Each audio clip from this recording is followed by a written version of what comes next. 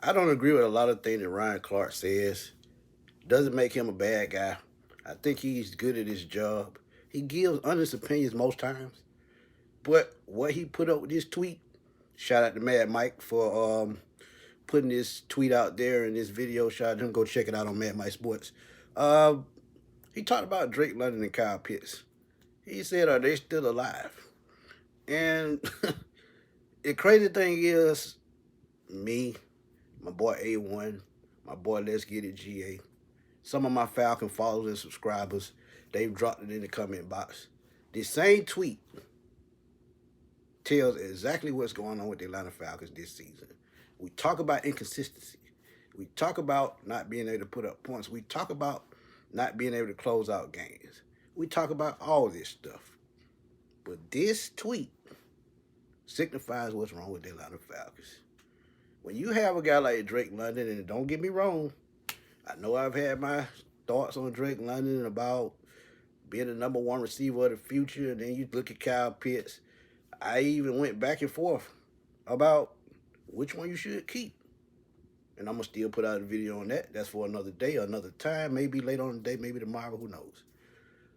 But them not being able to game plan for Kyle Pitts is a travesty. I don't know how long I've been saying that. You have a guy that's a mismatch, 6'6", 250, 4'4" speed. You can line him up anywhere on the field. Slot, inline as a tight end, X, Y. And you don't know how to utilize him. And I think my boy A1 said it best. Do he even know how to utilize, do he even know how to coach this kind of talent?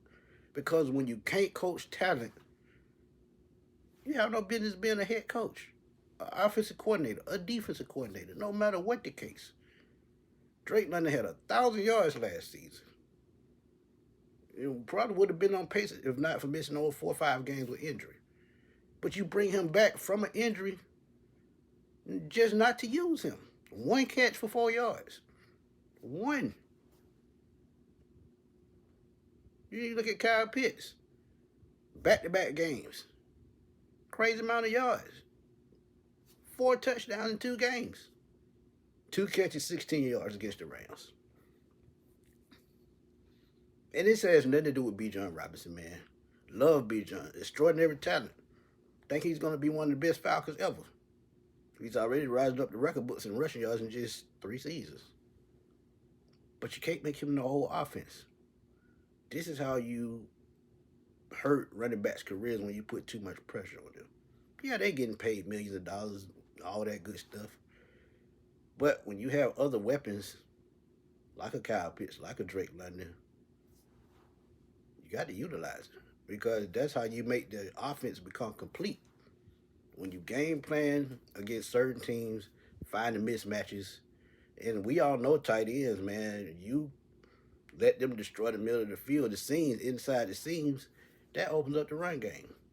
If I don't know if it would have happened, but if Kyle Pitts is more involved against the Rams, no way they come back. No way, some of those turnovers happen. Bijan probably runs for a damn near 250 yards. Could possibly break the record of 300 yards, which I think he would do before his career over. Yeah, I said it. And if not for mismanagement of what's been going on with this offense, this team has a better record and Bijan is in the MVP conversation. And y'all can argue with anybody about that because he's at an MVP caliber season. He's a couple of 100 yards away from Chris Johnson's scrimmage record, which he probably won't get because it's about 254 yards. But who knows? We in Atlanta, and we know how organizations work. When you get close to incentives and they got to pay money, they find some way to bench you. But if you're not going to use Kyle Pitts, Drake London properly, what's the point of having him? Trade him. Yeah, I said it, trade him. But realistically, if the offensive coordinator can dial up plays to use those two along with Bijan Robinson, Tyler Algier, he shouldn't even be coaching point blank, period. So Zach Robinson and Ryan Clark had a right to blast you. And Kirk Cousins only threw 20 passes. Falcons up 21-0, 24-3. You use these weapons to close out the game. This is why they can't close out games, because they don't scheme properly for these players. The Falcons, with that type of offense, no matter who's the quarterback, should be putting up 30 points a game because they have extraordinary talent, running back, wide receiver, and tight end. So I agree. they still alive. Yeah, they still alive. But Zach Robinson's job shouldn't be alive. Let's keep that real. But again, man, Zach Robinson's got to go. And I'm going to stick to that. Whoever don't like it, too bad. Raheem Morris, I agree. He still should be fired as well. Because even though we win in these big games, the games that we should be winning, we losing because their game planning ass backwards. Just that simple.